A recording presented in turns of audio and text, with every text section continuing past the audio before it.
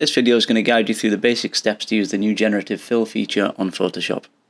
This is the image we'll be creating from this example image that I took. So firstly we need to open up Adobe Creative Cloud. With this open we can see if we've got anything that needs updating. We can then click on Updates on the sidebar. This is where we can update software packages. I've updated this recently, so you can see here that we've got version 25 for Photoshop, and it also shows here that we have Generative Fill in the most recent feature. So we can now open Photoshop. We can either load a new image, or as I've had this file open recently, I can click on the image under the recent section. With the image open, we can select an area which we want the Generative Fill to work in.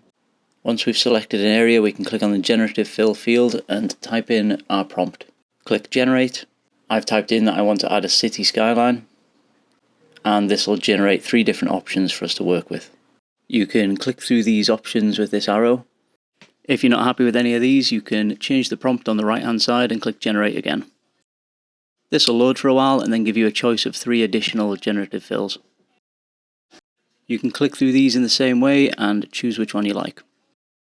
Our next 3 options here probably weren't the best, so I'll probably stick with the last one. We can then repeat this process again in different sections of the image that we want to change.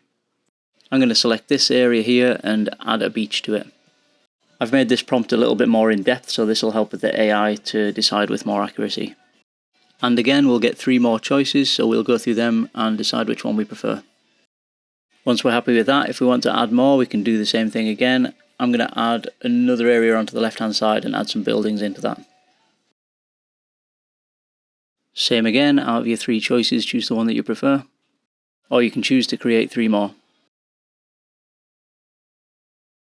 Now that we're happy with that, we have an area in the middle that doesn't really sit right, so we're going to change that. We can use a remove keyword for this.